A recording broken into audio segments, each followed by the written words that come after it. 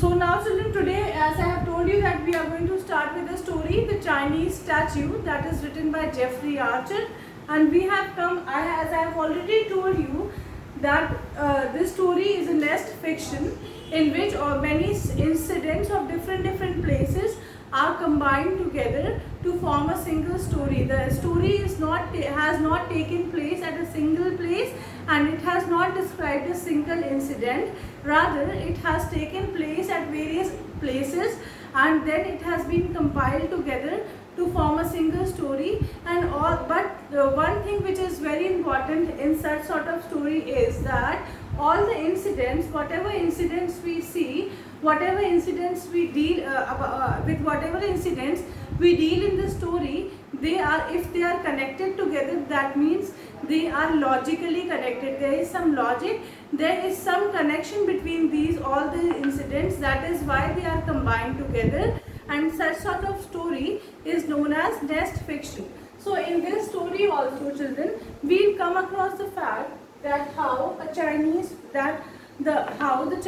statue emerged into scene, from where did it came into existence, to whom did it pass, and what was the final thing that happened to the Chinese statue.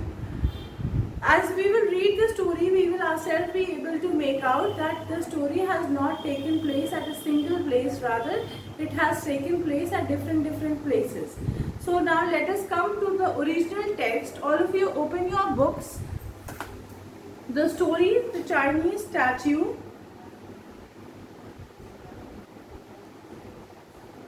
page number 58.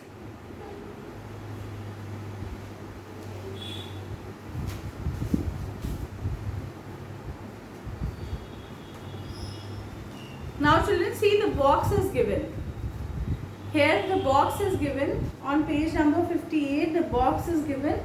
In the box we can read about the writer, about the person who has written the story, and this box is very important.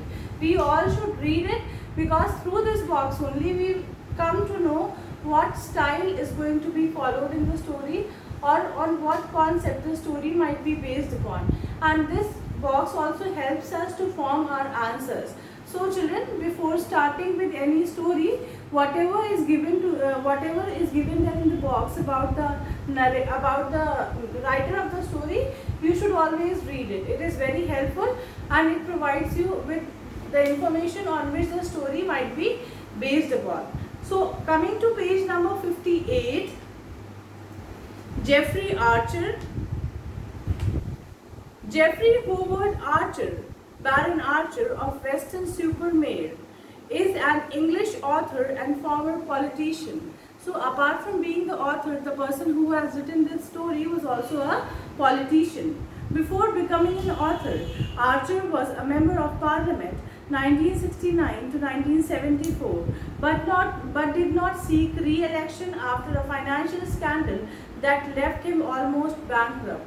That means that he was a politician, but his political career was not that much successful, and he could not take up the next tenure in office just because he got involved in some sort of scandal, and which had left him bankrupt. Later, after a revival of his fortunes from the royalties of his best-selling novels, he became deputy chairman of the Conservative Party before resigning after another scandal. That means his political career could not take a flight, because once he was involved in this scandal, he had quit. Then he had quit the politics, and again he was able to revive his political career, and then he became the chairman of the Conservative Party. But then again he had to leave the party because of another scandal, which would lead to the end of the career in elected office. And that scandal had happened at such a scale that after such a scandal he could not resume any political duty, because that scandal meant that it was the end of the political career for whomever who was involved in such sort of scandal. He was made a life peer in 1992. His political career ended with his conviction and subsequent imprisonment. 2001 to 2003, for perjury and preventing the course of justice, which followed his second resignation. Archer was first recognized as a literary figure after the publication of his book Not a Penny More, Nor a Penny Less in 1976.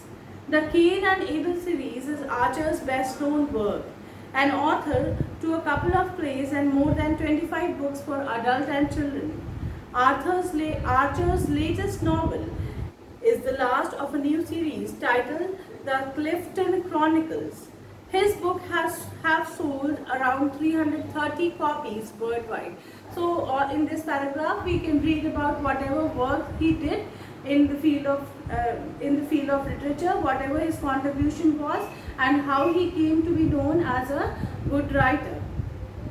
Archer's short story reveal a remarkable range of skill in his writing. Whatever his writings are, whatever his works are, they reveal various different set of skills. His stories are full of riveting suspense, surprise, denouements, and unforgettable storylines. Sly reflections on human nature are at the center of tales that often have surprise endings. Sly means cunning reflection of. In his story, we come across the fact how human beings are, the reflection of how human beings are, and it is very well reflected in his story. A Quiver Full of Arrows, a collection of 12 of Archer's short stories, was published in 2006. The opening story, The Chinese Statue, is about the journey of a statue of Emperor Kong. So see, the statue, the name of the statue, the Chinese statue about which we are going to read is the statue of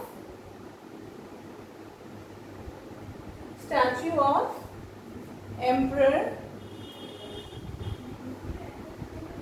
Kong. So we are going to do about the statue of Emperor Kong, acquired by Sir Alexander Heathcote. Now, who was the person who was having that statue about which the story is going to deal? The person was Sir Alexander Heathcote. And who was Alexander Heathcote? He was a British diplomat when he was posted in China. And this story is where he was posted when he had acquired this statue. He was in China. Now children, once you start reading the story, you will get confused about who has written the story.